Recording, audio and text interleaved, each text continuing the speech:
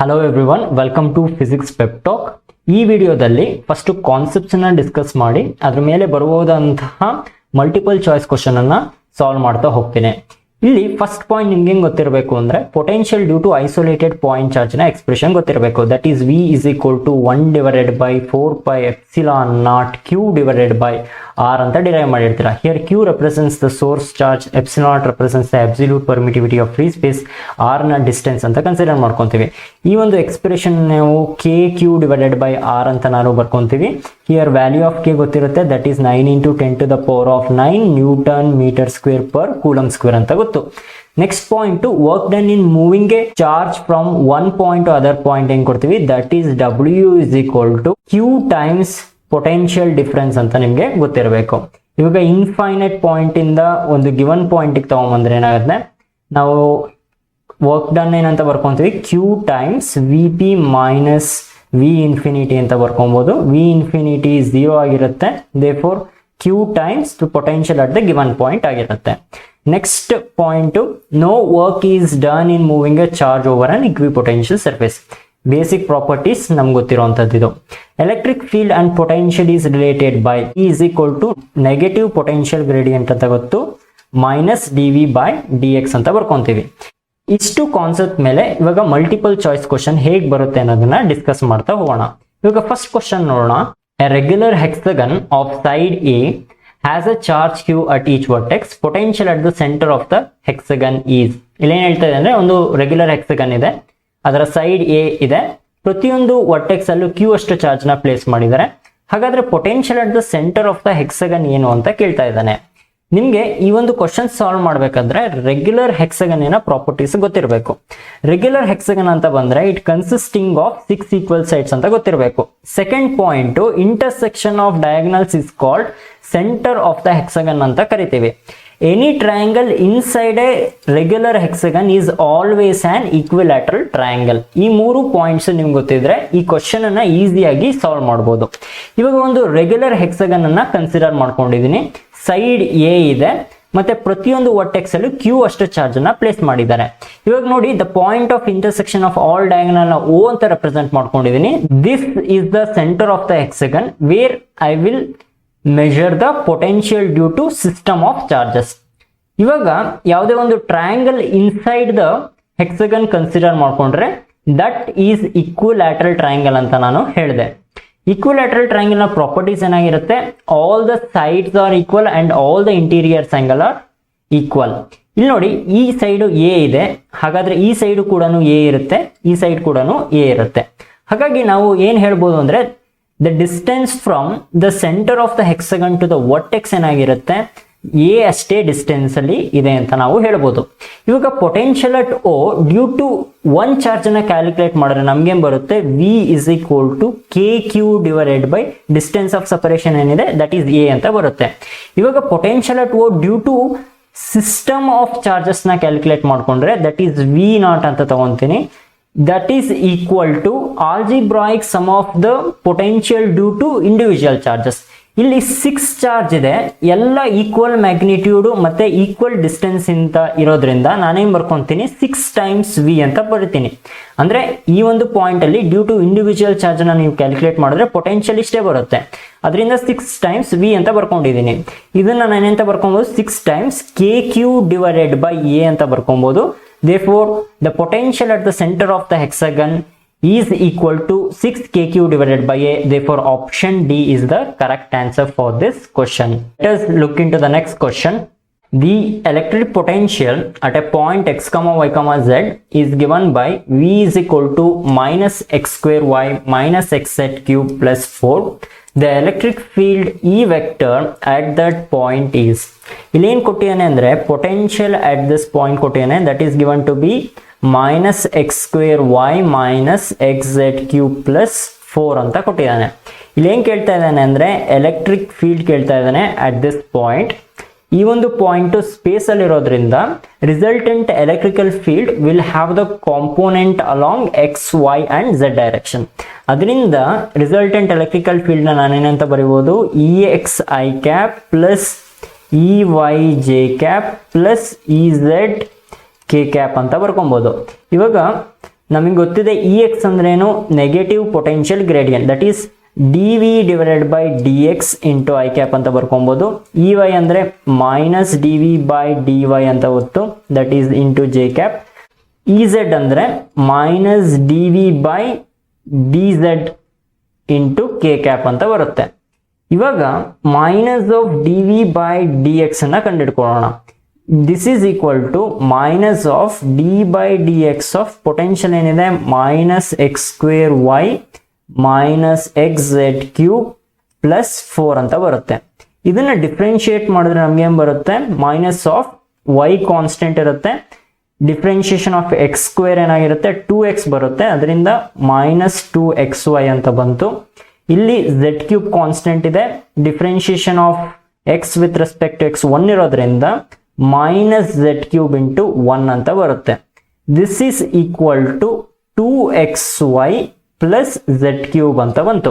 ಇವಾಗ minus D V by D Y ಅನ್ನ ಕಂಡುಹಿಡ್ಕೊಳ್ಳೋಣ. This is equal to minus of D by D Y of minus X square Y minus X Z cube plus 4 ಅಂತ ಇದೆ. This is equal to minus of differentiate ಮಾಡಿ, ಇವಾಗ with respect to y ಮಾಡಬೇಕು, x square constant ಇರುತ್ತೆ, x square differentiate of y ಏನಾಗಿರುತ್ತೆ 1 ಇರುತ್ತೆ. ಇದು ಯಾವುದೇ ಟರ್ಮ್ ಅಲ್ಲೂ ವೈ ಇಲ್ದೇ ಇರೋದ್ರಿಂದ ಡಿಫ್ರೆನ್ಶಿಯೇಷನ್ ಏನಾಗುತ್ತೆ ಈಕ್ವಲ್ ಟು 0 ಅಂತ ಬರುತ್ತೆ. Therefore this is equal to X square ಅಂತ ಬಂತು. ಅದೇ ತರ minus D V by D Z ಅನ್ನ ಕಂಡುಹಿಡ್ಕೊಂಡ್ರೆ this is minus D by D Z of minus X square Y minus X Z cube plus 4 ಅಂತ ಬರುತ್ತೆ. ಇವಾಗ ವಿತ್ ರೆಸ್ಪೆಕ್ಟ್ ಟು ಝೆಡ್ ಮಾಡೋದ್ರಿಂದ ಎಕ್ಸ್ ಮತ್ತೆ ವೈ ನ ಕಾನ್ಸ್ಟೆಂಟ್ ಆಗಿ ತಗೊಬಹುದು. ಫಸ್ಟ್ ಟರ್ಮ್ ಅಲ್ಲಿ ಯಾವುದೇ ತರಹದ ಟರ್ಮ್ ಝೆಡ್ ಇಲ್ಲ, ಅದರಿಂದ ಡಿಫ್ರೆನ್ಶಿಯೇಷನ್ 0 ಆಗುತ್ತೆ. ಸೆಕೆಂಡ್ ಟರ್ಮ್ ಅಲ್ಲಿ ಮೈನಸ್ ಎಕ್ಸ್ ಕಾನ್ಸ್ಟೆಂಟ್ ಇದೆ, ಝೆಡ್ ಕ್ಯೂಬ್ ಡಿಫ್ರೆನ್ಶಿಯೇಟ್ ಮಾಡಿದ್ರೆ ಏನ್ ಬರುತ್ತೆ 3z ಸ್ಕ್ವೇರ್ ಬರುತ್ತೆ. This is equal to minus of minus plus ಆಗುತ್ತೆ 3xz ಸ್ಕ್ವೇರ್ ಅಂತ ಬರುತ್ತೆ. ಇದನ್ನ ಇವಾಗ ಇಲ್ಲಿ ಸಬ್ಸ್ಟಿಟ್ಯೂಟ್ ಮಾಡೋಣ. Minus D V by D X ಅಂದ್ರೇನು, that is 2xy plus Z cube into I cap ಅಂತ ಬಂತು. Minus D V by D Y ಏನ್ ಬಂತು, ದಟ್ ಈಸ್ ಎಕ್ಸ್ ಸ್ಕ್ವೇರ್ ಅಂತ ಬಂತು into J cap plus minus D V by D Z ಏನ್ ಬಂತು 3xz square ಅಂತ ಬಂತು ಇಂಟು ಕೆ ಕ್ಯಾಪ್. ಇವಾಗ ಆಪ್ಷನ್ ನೋಡ್ತಾ ಬನ್ನಿ. ಆಪ್ಷನ್ ಎ ನೋಡಿ, this is the correct answer, that is 2x square plus Z cube I cap plus X square J cap plus 3z square K cap. Therefore option A is the correct answer. Let us look into the next question. As per this diagram, a point charge plus q is placed at the origin. Work done in taking another point charge minus q from point A coordinate 0, a to another point B coordinate a, 0 along the straight path AB is. ಇಲ್ಲಿ ಏನು ಹೇಳ್ತಾ ಇದ್ದಾನೆ ಅಂದ್ರೆ, ಒಂದು plus q charge ಅನ್ನ original ಇಟ್ಟಿದ್ದಾರೆ. ಇವಾಗ ಇನ್ನೊಂದು charge minus q point A ಇಂದ ಪಾಯಿಂಟ್ ಬಿ ಗೆ ಮೂವ್ ಮಾಡಿದ್ರೆ ಅದ್ರ ಮೇಲೆ ವರ್ಕ್ ಡನ್ ಎಷ್ಟಾಗಿದೆ ಅಂತ ಕೇಳಿದಾನೆ. ಪಾಯಿಂಟ್ ಏನಿದೆ ಅದರ ಕೋಆರ್ಡಿನೇಟ್ ಏನಿದೆ 0, a ಅಂತ ಕೊಟ್ಟಿದ್ದಾನೆ, ವೈ ಆಕ್ಸಿಸ್ ಅಲ್ಲಿ ಇರುವಂತದ್ದು. ಪಾಯಿಂಟ್ ಬಿ a, 0 ಅಂತ ಇದೆ, ವಿಚ್ ಈಸ್ ಎಕ್ಸ್ ಆಕ್ಸಿಸ್. ಅಂದ್ರೆ ಈ ಡಿಸ್ಟೆನ್ಸ್ ಏನಾಗಿರುತ್ತೆ, ದಟ್ ಈಸ್ ಎ ಆಗಿರುತ್ತೆ, ಈ ಡಿಸ್ಟೆನ್ಸ್ ಕೂಡ ಎ ಆಗಿರುತ್ತೆ. ಇವಾಗ ನಾವು ವರ್ಕ್ ಡನ್ ಅನ್ನ ಕಂಡುಹಿಡಬೇಕಂದ್ರೆ ನಮ್ಗೆ ಹೆಂಗ್ ಗೊತ್ತು, minus Q times the potential difference ಅಂತ ಗೊತ್ತು, that is V B minus V A. ಇವಾಗ ವಿ ಎ ಏನು ಅಂತ ಕಂಡುಹಿಡ್ಕೊಳ್ಳೋಣ. Potential at this point due to plus Q ಏನಾಗಿರುತ್ತೆ, that is K times Q divided by A ಅಂತ ಬರುತ್ತೆ. ಅದೇ ತರ potential at B due to this charge ಏನಾಗಿರುತ್ತೆ, that is V B is equal to K times Q divided by A ಅಂತ ಬರುತ್ತೆ. ಇಲ್ಲಿ observe ಮಾಡಿ, ವಿ ಎ ಏನಾಗಿರುತ್ತೆ, that is equal to V B ಅಂತ ಬಂತು. ಈ ಒಂದು ಎಕ್ಸ್ಪ್ರೆಷನ್ ಇಂದ V B minus V A is equal to 0 ಅಂತ ಬರ್ಕೊಬಹುದು. ದೇರ್ಫೋರ್ ಡಬ್ಲ್ಯೂ ಏನಾಗಿರುತ್ತೆ, ಮೈನಸ್ ಕ್ಯೂ ಟೈಮ್ಸ್ 0 ಆಗಿರುತ್ತೆ. Therefore this is equal to 0. ಅಂದ್ರೆ the work done in moving minus q from this point to this point ಏನಾಗಿರುತ್ತೆ 0 ಅಂತ ಬರುತ್ತೆ. Therefore option A is the correct answer for this question. Let us look into the next question. The diagram shows regions of equipotential. ಇಲ್ಲಿ 4 diagram ಅಲ್ಲಿ equipotential surface ಕೊಟ್ಟಿದ್ದಾರೆ, ಮತ್ತೆ potential value of each surface ಕೂಡ ಕೊಟ್ಟಿದ್ದಾರೆ. ಇಲ್ಲಿ ಏನ್ ಕೇಳ್ತಾ ಇದ್ದಾನೆ ಅಂದ್ರೆ a positive charge is moved from A to B in each diagram. ಪ್ರತಿಯೊಂದು ಡಯಾಗ್ರಾಮ್ ಅಲ್ಲಿ ಒಂದು ಪಾಸಿಟಿವ್ ಚಾರ್ಜ್ ಪ್ಲಸ್ ಕ್ಯೂ ಅಂತ ತಗೊಂತೀನಿ, ಎ ಪಾಯಿಂಟ್ ಇಂದ ಬಿ ಪಾಯಿಂಟ್ ಗೆ ಮೂವ್ ಮಾಡಿದ್ದಾರೆ. ಹಾಗಾದ್ರೆ ಈ 4 ಆಪ್ಷನ್ ಅಲ್ಲಿ ಯಾವುದು ಕರೆಕ್ಟ್ ಅಂತ ಕೇಳ್ತಾ ಇದ್ದಾನೆ. ಫಸ್ಟ್ ಆಪ್ಷನ್ ಅಲ್ಲಿ ಏನ್ ಹೇಳಿದಾನೆ ನೋಡೋಣ. Maximum work is required to move q in figure C ಅಂತ ಹೇಳಿದಾನೆ. ಆಪ್ಷನ್ ಬಿ ನಲ್ಲಿ in all the 4 cases the work done is the same ಅಂತ ಹೇಳಿದಾನೆ. ಥರ್ಡ್ ಆಪ್ಷನ್ ಅಲ್ಲಿ minimum work is required to move q in figure C ಅಂತ ಹೇಳಿದಾನೆ. Option D ನಲ್ಲಿ maximum work is required to move q in figure B ಅಂತ ಹೇಳಿದಾನೆ. ಇಲ್ಲಿ work done ಅನ್ನ ಕೇಳ್ತಾ ಇರೋದ್ರಿಂದ ಪ್ರತಿಯೊಂದು ಕೇಸಸ್ ಅಲ್ಲೂ ನಾವು ವರ್ಕ್ ಡನ್ ಅನ್ನ ಕಂಡುಹಿಡಿಯೋಣ. ಇವಾಗ ಫಿಗರ್ 1 ಕನ್ಸಿಡರ್ ಮಾಡ್ಕೊಂಡ್ರೆ ವರ್ಕ್ ಡನ್ W1 ಅಂತ ತಗೊಂತೀನಿ. That is given to be Q charge ನ ಪಾಯಿಂಟ್ ಎ ಇಂದ ಪಾಯಿಂಟ್ ಬಿ ಮೂವ್ ಮಾಡಿರೋದ್ರಿಂದ Q times potential difference V B minus V A ಅಂತ ಬರ್ಕೊಬಹುದು. ಇವಾಗ ಈ ಒಂದು ಪಾಯಿಂಟ್ ಅಲ್ಲಿ ಪೊಟೆನ್ಷಿಯಲ್ ಏನಿದೆ ದಟ್ ಈಸ್ 40 ವೋಲ್ಟ್ ಇದೆ. ಈ ಪಾಯಿಂಟ್ ಅಲ್ಲಿ ಪೊಟೆನ್ಷಿಯಲ್ ಏನಿದೆ ದಟ್ ಈಸ್ 10 ವೋಲ್ಟ್ ಇದೆ. That turns out to be 30 q joules ಅಂತ ಬಂತು. ಅದೇ ತರ ನೀವು W2 ಕಂಡಿಡಿರಿ. ಇವಾಗ ಏನಾಗುತ್ತೆ ಪೊಟೆನ್ಷಿಯಲ್ ಏನಾಗುತ್ತೆ, ಈ ಒಂದು ಸರ್ಫೇಸ್ ಮೇಲೆ 10 ವೋಲ್ಟ್ ಇದೆ, ಈ ಒಂದು ಸರ್ಫೇಸ್ ಮೇಲೆ 40 ವೋಲ್ಟ್ ಇದೆ. ಅದರಿಂದ ಕ್ಯೂ ಟೈಮ್ಸ್ 40 ಮೈನಸ್ 10 ಅಂತಾನೆ ಬರುತ್ತೆ. This is equal to 30 q joules ಬರುತ್ತೆ. ಅದೇ ತರ ಇವಾಗ W3 ಈ ಒಂದು ಕೇಸಸ್ ಅಲ್ಲಿ ಕಂಡುಹಿಡಿದ್ರು ಕೂಡ 30 ಕ್ಯೂ ಜೌಲೆ ಬರುತ್ತೆ. ಮತ್ತೆ W4 ಈ ಒಂದು ಕೇಸಸ್ ಅಲ್ಲಿ ಕಂಡುಹಿಡಿದ್ರು ಕೂಡ 30 ಕ್ಯೂ ಜೌಲೆ ಬಂತು. Therefore I can say that W1 is equal to W2 is equal to W3 is equal to W4 ಅಂತ ಹೇಳ್ಬೋದು. Therefore, in all the 4 cases, the work done is the same. Therefore, option B is the correct answer for this question. Let us look into the next question. A dipole is placed in a uniform electric field. Its potential energy will be minimum when the angle between its axis and field is. We know that potential energy of a dipole placed in a uniform electrical field ಏನು ಕೊಡ್ತಾರೆ, U is equal to PE cos of theta ಅಂತ ಹೇಳ್ತಾರೆ. Theta is the angle between dipole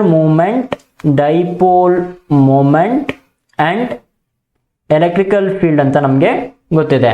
ಇವಾಗ theta 0 degree ಆಗಿದ್ರೆ cos 0 degree ಏನಾಗಿರುತ್ತೆ 1 ಅಂತ ಬರುತ್ತೆ.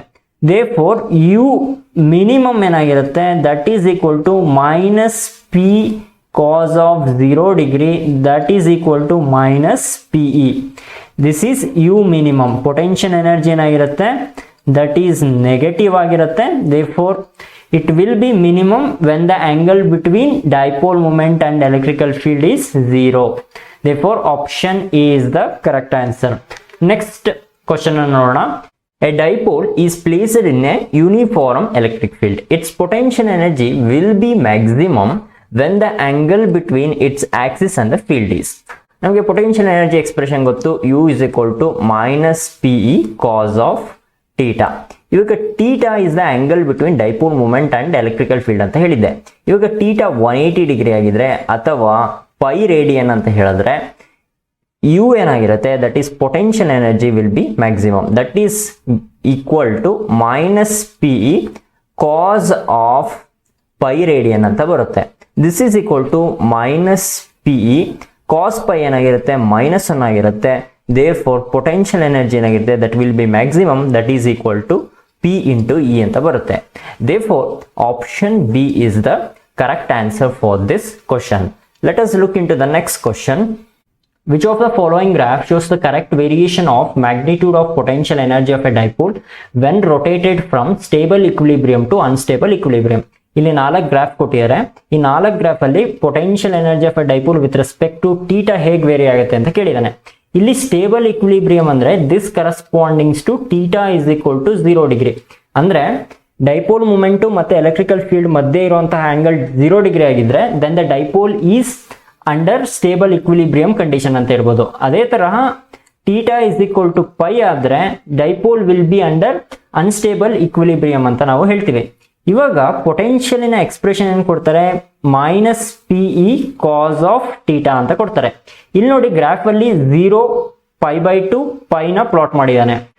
When theta is equal to 0 degree, potential ಏನಾಗಿರುತ್ತೆ, that is minus PE cos of 0, this is equal to minus PE ಅಂತ ಬರುತ್ತೆ, that is potential ನೆಗೆಟಿವ್ ಇರುತ್ತೆ. ಅದೇ ತರ when theta is equal to pi by 2, 90 degree ಏನಾಗಿರುತ್ತೆ, that is equal to minus PE cos of pi by 2 ಅಂತ ಬರುತ್ತೆ. This turns out to be 0 because cos of pi by 2 0 ಇರುತ್ತೆ. ಅದೇ ತರ when theta is equal to pi ಆದಾಗ ಏನಾಗಿರುತ್ತೆ, u is equal to minus PE cos of pi, this is equal to PE ಅಂತ ಬರುತ್ತೆ. cos pi minus 1 ಇರುತ್ತೆ, minus minus plus ಆಗುತ್ತೆ, therefore this will be positive. ಇವಾಗ variation ನೋಡಿ, potential ಏನಾಗಿರುತ್ತೆ, negative ಇದೆ, 0 ಆಗ್ತಾ ಇದೆ, ಪಾಸಿಟಿವ್ ಇದೆ. ಯಾವ ಗ್ರಾಫ್ ಅಲ್ಲಿ ಫಸ್ಟ್ ಪೊಟೆನ್ಷಿಯಲ್ ಎನರ್ಜಿ ನೆಗೆಟಿವ್ ಇದೆ, ಈ ಎರಡು ಗ್ರಾಫ್ ಅಲ್ಲಿ ಫಸ್ಟ್ ಪೊಟೆನ್ಷಿಯಲ್ ಎನರ್ಜಿ ನೆಗೆಟಿವ್ ಇದೆ, ಆಮೇಲೆ 0 ಆಗ್ತಾ ಇದೆ, ಆಮೇಲೆ ಪಾಸಿಟಿವ್ ಆಗ್ತಾ ಇದೆ. ಇಲ್ಲಿ ಕಾಸ್ಟ್ ಫಂಕ್ಷನ್ ನಾವು ಡಿಫೈನ್ ಮಾಡೋದ್ರಿಂದ ನಮಗೆ ಈ ತರ ಗ್ರಾಫ್ ಬರೋದಿಲ್ಲ. therefore option D is the correct answer for this question. ಏನಕ್ಕೆ ಅಂದ್ರೆ ಪೊಟೆನ್ಷಿಯಲ್ ಎನರ್ಜಿ ಫಸ್ಟ್ ನೆಗೆಟಿವ್ ಅಲ್ಲಿ ಇದೆ, 90 ಡಿಗ್ರಿ ಆದಾಗ 0 ಆಯ್ತು, ಅದಾದ್ಮೇಲೆ theta pi by 2 to pi ಆದಾಗ ಏನಾಗಿದೆ, ಇದು ಪಾಸಿಟಿವ್ ಇದೆ. therefore option D is the correct answer for this question. That's it for this video, guys. If you like our efforts, please do subscribe, like, share and comment. I will meet you in the next video. Until then, have a nice day. Bye.